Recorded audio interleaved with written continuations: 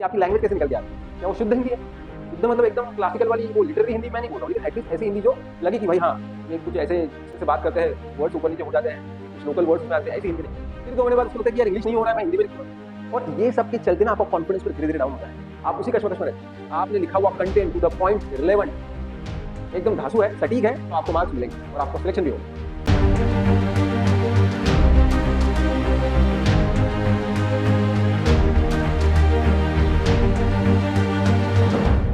Hello students, welcome to ABKS. ये video सिर्फ Hindi medium वाले वो सारे स्टूडेंट्स जिन लोगों को लगता तो है कि बॉस ऑफिसर बनना है, लेकिन जब सिलेबस देखते हैं, पेपर का पैटर्न देखते हैं, तो लगता है कि बॉस ये अंग्रेजी कैसे झेल लेंगे, हम लोग तो हिंदी मीडियम वाले हैं। तो उन लोगों के लिए ये वीडियो है, आप लोग कैसे एलिजिबल तो हो ही, लेकिन कैपेबल भी हो सकते हो पेपर 2 का प्रिपरेशन करने के लिए, सीएपीएफ का प्रिपरेशन करने के लिए, राइट? तो पेपर 1 तो भाई ठीक है, मतलब बहुत सारा मटेरियल अवेलेबल भी है, इंग्लिश हिंदी दोनों में, और कर लेते हैं बच्चे preparation, right? But when it comes to writing ना, तब उनको बहुत मतलब समस्याएं आती है। उनको लगता है कि सर ये मतलब सोच के भी ऐसा आदमी कांप जाता है कि कैसे मैं लिखूंगा, क्योंकि एक ग्रामेटिकली सही सेंटेंस लिखना चाइनीज लगता है। बिल्कुल इस बात से मैं सहमत हूँ। और कैसे फिर करेंगे, चलो बात करते हैं। So Hindi medium student, this is only for you. देखिए, दो दिक्कतें हैं, मतलब हम हिंदी मीडियम स्टूडेंट्स पेपर 2 में क्या क्या दिक्कतें आती है उसके बारे में बात करने वाले हैं, राइट? सबसे पहली बात तो हम लोगों को ये क्लियर करना पड़ेगा कि boss, essay writing is the only question जहां आपको ऑप्शन मिलता है कि आप हिंदी में लिख सकते हो चारों के चारों एसे, है ना? अगर कोई बंदा वो वीडियो देख रहा है जो नया है और हिंदी मीडियम से, लेकिन उसको कुछ पता नहीं है भाई कि ये क्या बोल रहे हैं, तो मैं आपको बता दूं कि सीएपीएफ एग्जाम में 2 पेपर होते हैं, एक पेपर 1, एक पेपर 2। सेम डे दोनों पेपर होते हैं। पेपर 1 जो है वो एमसीक्यू ऑब्जेक्टिव टाइप है, और पेपर 2 जो है वो प्रॉपर रिटन पेपर है। हाँ, और पेपर 2 में अलग अलग सेक्शन है। उसमें पहला सेक्शन है एसे, उसके बाद argument, report writing, precis, comprehension, grammar, ऐसे सेक्शन है। मैं आपको रिकमेंड करूंगा, अगर आपको कुछ समझ में नहीं आया तो please stop this video for a moment, download the paper 2 from UPSC site और any other site, keep it in front of you and then watch this video, है ना? तो आपको समझ में आ जाएगा। आप पढ़ोगे सवाल कि भाई एसे, तो एसे क्या है, आप हिंदी या इंग्लिश में लिख सकते हो 6 में से 4। वो एसे का क्वेश्चन छोड़ देंगे तो बाकी सारा का सारा पेपर आपको अंग्रेजी में लिखना है, कंपल्सरी इंग्लिश में लिखना है। तो इसलिए इंग्लिश जो है उससे हम भाग तो नहीं सकते, मतलब हमको इंग्लिश पे काम करना ही पड़ेगा।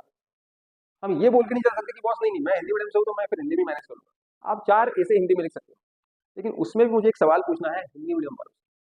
बहुत कम ऐसे हिंदी मीडियम वाले बच्चे, अब मेरे क्लास में भी हैं, लेकिन जो हम बात करते वक्त इस्तेमाल करते हैं वो हिंदी, और जब हम किताबों में पढ़ते हैं जो रिटन पार्ट है, वो एक, इसमें एक क्लास आता है, सोफिस्टिकेशन आता है, वो हिंदी में फर्क है। तो बहुत सारे हिंदी मीडियम वाले बच्चे, उनको लग रहा होगा नहीं सर मेरा हिंदी अच्छा, तो अच्छा है मतलब कैसा है, एक बार लिख के देखो। कोई एक सिंपल वाला टॉपिक लो आपके हिसाब से और लिख के देखो कैसा आपका निकल रहा है। किसी को एवेल्युएट करने के लिए खुद देखो, कंपेयर करो किसी आर्टिकल के साथ कि आपकी लैंग्वेज कैसे निकल के आ रही है, क्या वो शुद्ध हिंदी है? शुद्ध मतलब एकदम क्लासिकल वाली वो लिटरेरी हिंदी मैं नहीं बोल रहा हूँ, लेकिन एटलीस्ट ऐसी हिंदी जो लगे कि भाई हाँ, ये कुछ ऐसे जिस तरह से बात करते हैं, कुछ वर्ड्स ऊपर नीचे हो जाते हैं, कुछ लोकल वर्ड्स उसमें आ जाते हैं, ऐसी हिंदी नहीं। तो वो आपको देखना पड़ेगा। अब मेरे बैच में कुछ ऐसे बंदे जिनका हिंदी जेन्युइनली बहुत अच्छा है, तो व्हेन दे सबमिट, हम लोग जब डिस्कस करते हैं, बोलते हैं चलिए टॉपिक और इंट्रोडक्शन लिखो, तो लिखते हैं और टाइप करके जब दिखाते हैं तो वो लगता है कि बॉस कितना बढ़िया लिखा है। तो वो अगर 4 ऐसे हिंदी में लिखे तो कोई दिक्कत नहीं, लेकिन उन लोगों को भी आर्गुमेंट के बाद सारे क्वेश्चन जो है वो लिखने हैं इंग्लिश में ही। तो इंग्लिश से हम भाग तो नहीं सकते, ये दिमाग में पक्का बिठा दो। तो हमको इंग्लिश सीखना ही है, इस 1 साल में सीखना है। तो पहला अपना इश्यू था कि इसे, तो ये डिसाइड कर लो पहले तो कि सर मैं, इवन दो मेरा इंग्लिश वीक है और मेरा हिंदी मीडियम था इन जनरल, लेकिन फिर भी क्या मैं ऐसे राइटिंग फिर हिंदी में करूँ या नहीं, तो आपको डिसाइड करना है। उसके लिए मैंने आपको क्या बोला, टेस्ट क्या है, लिटमस टेस्ट लो, कोई अच्छा टॉपिक और लिख के देखो खुद से, without support of any gadget और एनी मीडिया, एनी रिसोर्स। तो आपको एक अंदाजा आएगा कि आपका हिंदी कैसा है।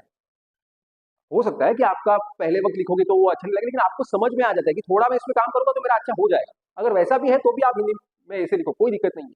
और एक बात, ये दिमाग से निकाल दो कि सर जो हिंदी मीडियम वाले होते हैं उनको कम मार्क्स मिलते हैं, उनका सिलेक्शन का चांस कम है, या वो लोग, है ना, मतलब उनका परसेंटेज कम है। उनका परसेंटेज कम इसलिए है क्योंकि हिंदी मीडियम वाले ऐसे लिखने वाले की संख्या ही कम है, तो उनके रेशियो में उनका सिलेक्शन का रेशियो कम ही रहेगा। लेकिन ऐसा बिल्कुल नहीं है कि मैंने हिंदी में ऐसे लिखा इसलिए यूपीएससी के हिसाब से मैं जो है वो मेरा मतलब क्लास 2 कैंडिडेट हूँ और फिर इंग्लिश वालों को फेवरेटिज्म मिलता है, बिल्कुल नहीं। अगर आपने लिखा हुआ content to the point, relevant, एकदम धांसू है, सटीक है, तो आपको मार्क्स मिलेंगे और आपको सिलेक्शन भी होगा। लेकिन होता क्या है, ऐसे अच्छे लिख लेते हैं लेकिन फिर इंग्लिश अच्छी नहीं है, इसलिए आर्गुमेंट रिपोर्ट राइटिंग में फिर मार खाते हैं, अच्छा लिख नहीं पाते हैं, आता है फिर भी वो एक्सप्रेस नहीं कर पाते हैं, फिर वो तो आपको मार्क्स वहाँ काटेंगे आपको, है ना। तो पहला मुद्दा ये है कि एक बार लिखो, एक अंदाजा लो, एक बार नहीं 2-4 बार लिखो, इवेल्युएट करवाओ किसी मेंटर से, किसी सीनियर से जिसको ये सारा समझ में आता है ना, जो कॉम्पिटेटिव एग्जाम्स में पढ़ाई कर रहा है और उसको आता है। तो ऐसा नहीं है कि बैंकिंग वाले से चेक करो, जो मतलब थोड़ा यूपीएससी, सीएपीएफ या कुछ स्टेट या कुछ जैसा लिखने का कुछ है, उसको समझ में आ जाए, उससे चेक करो, वो आपको समझा देगा कि हाँ भाई आप कर सकते हो, नहीं कर सकते, है ना। अगर आप ज्वाइन करते हो बैचेस, यहाँ ऑनलाइन बैच ज्वाइन करते हो प्रयास, तो मैं खुद हूँ जो आपको इवेल्युएट करके दे दूंगा, आपके सवाल का जवाब दूंगा, ठीक है। लेकिन ये करना पड़ेगा आपको, आपको पहले समझना पड़ेगा कि हाँ भाई मैं ऐसे, मतलब पहला सवाल, ऐसे मैं हिंदी में लिखूंगा या इंग्लिश में, आपको डिसाइड करना पड़ेगा। ये बात अगर आपकी क्लियर हो गई, उसके बाद हम अगले सवाल पे जाते हैं।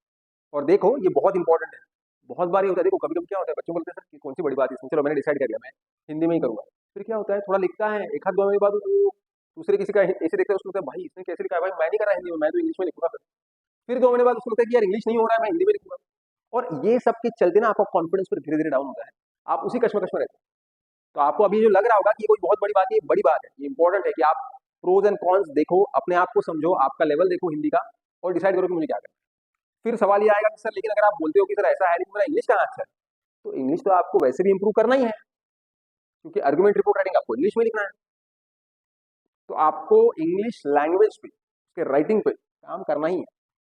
तो मैं आपको ये नहीं बोल रहा हूँ कि आप कंपलसरी ऐसे इंग्लिश में लिखो, इस तरह इस दिशा में मैं आपको नहीं लेके जा रहा हूँ, मैं आपको बता रहा हूँ कि आप जांच लो और यहाँ डिसाइड करो कि हाँ सर मैं ऐसे हिंदी में लिखने वाला हूँ, बाकी हाँ इंग्लिश में भी मैं काम करूंगा क्योंकि बाकी सारा पेपर मुझे इंग्लिश में लिखना है, लेकिन ऐसे में हिंदी में लिखूंगा क्योंकि मेरा है, मतलब मैं सही तरह से एक्सप्रेस कर पाता हूँ, तो वहाँ मैं बहुत बढ़िया परफॉर्म करता हूँ। हाँ बाकी आर्गुमेंट राइटिंग, रिपोर्ट राइटिंग के लिए ये सीखना है, वो भी मैं पूरी ताकत लगा के सीखूंगा, कोई दिक्कत नहीं, लेकिन डिसाइड करो। या फिर हाँ सर मैंने वो देखा, मुझे समझ में आएगा कि मेरा हिंदी रिटर्न वाला इतना अच्छा नहीं है, तो मैं क्या करूंगा, इंग्लिश पे अच्छे से काम करता हूँ ताकि सारी चीजें मैं अच्छे से कर पाऊँ। ये आपको डिसीजन लेना पड़ेगा अभी, ठीक है। So the first part is regarding essay writing, और दूसरा फिर इशू क्या है कि भाई आर्गुमेंट राइटिंग और सारी चीजें वैसे भी इंग्लिश में करनी है, तो इंग्लिश पे काम करना पड़ेगा। तो कैसे करेंगे देखते हैं। दो चीजें हैं जिन पे काम करना पड़ेगा। सबसे पहली चीज है वोकैबुलरी। ऐसा नहीं है कि हमको इंग्लिश में समझ नहीं आता, क्या बात करते हैं यार, सारे की दुनिया भर के ऐप्स तो मोबाइल में है, इंस्टा है, फेसबुक है, व्हाट्सअप है, कितनी सारी चीजें हैं, उसमें कितना सारा कंटेंट इंग्लिश में आता है, उसको पढ़ते भी है, फॉरवर्ड भी करते हैं, एंजॉय भी करते हैं, ऐसा नहीं है कि समझ नहीं आता। तो we know and we understand English. Social media app पे अच्छा खासा इंग्लिश हम लोग इंग्लिश के साथ खेलते हैं, लेकिन जब लिखने का समय आता है तो थोड़ा सा परेशान होता है, जब बोलने का समय आता है तो परेशान होता है। पढ़ के समझ सकते हैं, यहाँ तक आ गए, ये भी एक अच्छी स्टेज है भाई। बहुत सारे बच्चों को वो भी नहीं आता था 10 साल पहले तक, लेकिन सोशल मीडिया के चक्कर में बहुत सारे इंग्लिश वर्ड्स जो है वो कॉमनली इस्तेमाल करने लग गए हैं, तो हम लोगों को भी आ जाता है, ठीक है। तो बोलने का मतलब ये है कि ऐसा नहीं है कि हमको इंग्लिश बिल्कुल नहीं आता, पहले तो दिमाग से निकाल दो कि मेरे को बिल्कुल नहीं आता, नहीं ऐसा नहीं, वी नो वी अंडरस्टैंड। दूसरा ऐसा है कि वर्ड्स पता है लेकिन और वर्ड्स पता होने चाहिए। तो अगर आप ना पेपर 1 का प्रिपरेशन करते वक्त अगर इंग्लिश में पढ़ रहे हो, है ना, हिस्ट्री, ज्योग्राफी, करंट अफेयर्स, तो भी बहुत सारे वर्ड्स के साथ आपकी पहचान हो जाती है, लेकिन फिर भी मैं आपको बोलूंगा कि और आपको काम करना पड़ेगा वोकैबुलरी में। वो कैसे करना है मैं आपको बताऊंगा, लेकिन फिलहाल ये समझो कि इन दो चीजों पे आपको काम करना है। पहली चीज है वोकैबुलरी और दूसरी चीज है सेंटेंस मेकिंग, है ना। आपके पास अच्छे वर्ड्स होने चाहिए और उसी के साथ साथ उन वर्ड्स का इस्तेमाल करके अच्छा सेंटेंस लिख पाना, ये आपसे होना चाहिए। ये दो चीजें अगर आप कर पाए तो यू आर डूइंग गुड, तो आपको फिर कोई नहीं रोक सकता पेपर 2 में अच्छे मार्क्स लाने से, लेकिन दो चीजें आपको आनी चाहिए। अब एक एक चीज के बारे में देखते हैं। सबसे पहले आती है वोकैबुलरी। चीजें सिंपल है, बस पता होनी चाहिए कि क्या करना है। वोकैबुलरी जो है उसमें सबसे पहले आपके पास होनी चाहिए डिक्शनरी, बिल्कुल होनी चाहिए। अभी यार अभी तो सब कुछ मोबाइल में आ गया है, पहले तो वो छोटा डिक्शनरी हुआ करता था ऑक्सफोर्ड का, फिर वर्ड्स देखते थे, डिक्शनरी होनी चाहिए आसपास, क्योंकि तुरंत कोई वर्ड अटका तुरंत उसका मतलब देखा।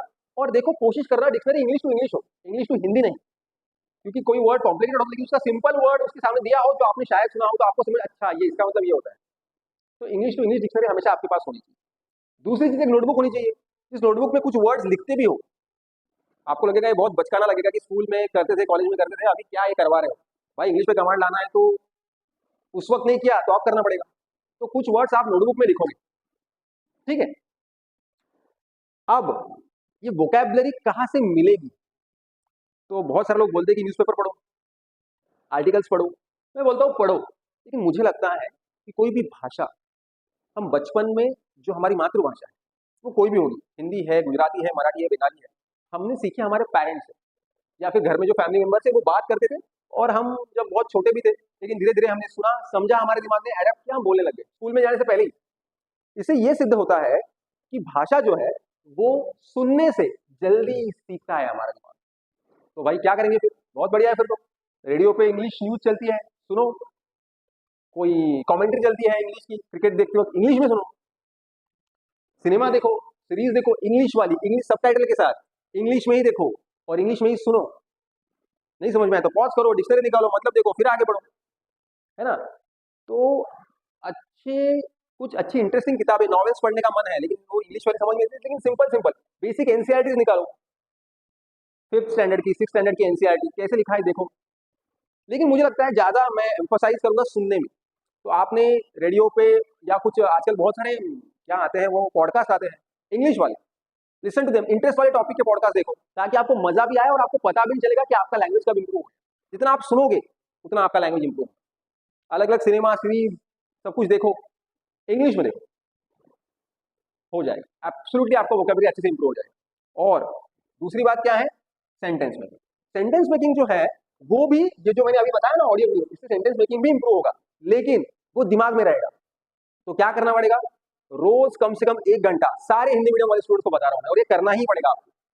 पेपर 2 का अलग से प्रिपरेशन तो करना ही है, लेकिन रोज 1 घंटा एटलीस्ट इन इनिशियल 6 मंथ्स और 4 to 5 मंथ्स रोज आपको सेंटेंस मेकिंग लेके बैठना पड़ेगा। किताब नोटबुक लिया, पेन लिया, और जो मैंने समझा सुना वो मैं लिख के देख रहा हूँ। अलग अलग टाइप का खुद ऐसे कोई सेंटेंस क्रिएट करने की कोशिश कर रहा हूँ, जो मेरे दिमाग में मन में ख्याल आता है हिंदी में उसको मैं इंग्लिश में ट्रांसलेट कर रहा हूँ। ये आपको करना पड़ेगा। And this is not only for Hindi medium student, this is for all students जिन लोगों का इंग्लिश कमजोर है। रोज 1 घंटा सेंटेंस मेकिंग का काम करना करेंगे तो कोई आपको नहीं रोक सकता पेपर 2 में अच्छा स्कोर लाने। एनसीईआरटी जो है वो भी एक बहुत इंपॉर्टेंट रोल प्ले करती है। कौन सी वाली एनसीईआरटी? जो 5th 6th 7th स्टैंडर्ड की है। वो एनसीईआरटी ना बहुत सिंपल होती है, उस एज ग्रुप के बच्चों के लिए होती है, वहाँ बहुत सॉफ्ट सेंटेंसेस होते हैं, तो उनको पढ़ना चाहिए इस एंगल से कि ग्रामेटिकली कैसे लिखे हैं, ऐसी स्मूथ लैंग्वेज, मतलब आपको थोड़ा कॉन्फिडेंस है ये तो मैं लिख सकता हूँ भाई, ये तो मुझसे हो जाएगा। हम क्या करते हैं प्रिपरेशन के लिए 11th 12th की एनसीईआरटी पढ़ते हैं, हमको लगता है बॉस ये क्या लिखा है, हाँ कैसे मैं लिख पाऊंगा। तो थोड़ा सा सिर्फ इंग्लिश इंप्रूव करने के लिए 5th 6th स्टैंडर्ड की एनसीईआरटी हम देख सकते हैं, तो आपने वो देखना चाहिए। और रोज 1 घंटा लिख कर, हाँ सिर्फ सुन के लैंग्वेज डेवलप होगा लेकिन शायद वो वर्बल डेवलप होगा, ये डेवलप करना है लिखने वाला, तो रोज सिर्फ सेंटेंस मेकिंग के लिए 1 घंटा देना पड़ेगा। जो सुना पढ़ा देखा इंग्लिश में या हिंदी में उसको लिख के देखना। स्पेलिंग भी एक इंपॉर्टेंट चीज है ना, वोकैबुलरी में स्पेलिंग बहुत इंपॉर्टेंट हिस्सा है। बहुत बार ग्रामेटिकल एरर्स भी, बहुत बार स्पेलिंग गलत लिख देते हैं, तो वो भी अच्छा लिखना चाहिए, नहीं तो उसका भी इंप्रेशन खराब होगा, मार्क्स कटेंगे। अगर ये सारी चीजें करते हैं तो nobody can stop you from getting a very good score in paper 2. You can definitely master a good English for paper 2. मैं ये नहीं बोल रहा हूँ कि आपका इंग्लिश एकदम हो भी सकता है नहीं भी हो सकता, लेकिन पेपर 2 के लिए जितना चाहिए उतना इतना करेंगे तो इनफ। इसके साथ साथ मैं आपको बता दूं कि पेपर 2 का ऑनलाइन बैच प्रयास, जिसमें मैं खुद वीकली 2 बार सेशंस लेता हूँ, आपको रिकॉर्डेड सेशन भी उसमें मिलते हैं। तो प्रयास बैच जो है ऑनलाइन बैच, इसमें मैं खुद पढ़ाता हूँ, तो मेरे बैच में भी बहुत सारे हिंदी मीडियम स्टूडेंट्स होते हैं। वो जो समस्या फेस करते हैं, जो दिक्कतें हैं, बहुत बार तो ऐसे होता है कि अच्छा जो डिस्कशन होता है उसमें अपने आप लर्निंग इतनी ज़्यादा हो जाती है कि बंदे को कॉन्फिडेंस आ जाता है। तो इफ यू थिंक कि सर मेरा थोड़ा सा मुझे लगता है कि मतलब पेपर 1 कर लूंगा लेकिन पेपर, तो जॉइन अस, ठीक है। इसके साथ साथ एक फ्री इनिशिएटिव भी है, एवीकेएस के ऐप पे है, एवीकेएस का ऐप डाउनलोड करो, वहाँ फ्री कोर्स में उड़ान करके एक इनिशिएटिव है, you can join there and try to learn paper 2 there. तो प्रयास जो बैच है that you can join and you can join the journey with us, you can learn and you can learn faster and score better, ठीक है। तो Hindi medium वालों students में बताना चाहूंगा कि आप लोग डेफिनेटली अच्छा स्कोर कर सकते हो पेपर 2 में। ये जो न्यूनगंड है, इंफेरिटी कॉम्प्लेक्स निकाल दो दिमाग से कि सर ये थोड़ा सा फिर पेपर 2 बहुत बार बच्चे ना क्या करते हैं, भागते रहते हैं पेपर टू से, पेपर वन ही प्रिपेयर करते रहेंगे, उनको पता होता है कि पेपर टू में काम नहीं कर रहा हूँ, और अगर पेपर टू पे काम नहीं करेंगे तो आपका रैंक नहीं आएगा, ये आप दिमाग में डाल दो। फिर पेपर वन अच्छा होने से नहीं होगा, पेपर टू पेपर वन दोनों दोनों पहिए हैं, दोनों को लेना पड़ेगा साथ में, तभी होगा रिजल्ट।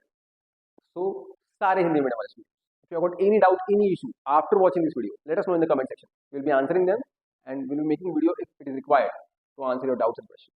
लेकिन बिल्कुल डरना नहीं है कि हम हिंदी मीडियम के तो कैसे करेंगे, we are there for you. अगर आपको लगता है कि मुझे कुछ सवाल है जो मुझे पूछने हैं, वो कोर्स ठीक है, मुझे वो छोड़ दो, कोर्स वो छोड़ दो, तो नंबर है, कॉल करो, आपके सवाल का जवाब जरूर दिया जाएगा। ठीक है, just let us know if you have got any issue in your preparation. We don't worry about कि अरे एडमिशन नहीं लेने वाला है तो कैसे फॉर्म भरोगे। कोई भी डाउट, कोई भी क्वेरी हो, आप serious candidate CPF, you can call ABKS any time, the number is given there. ठीक है, all the very best, thank you.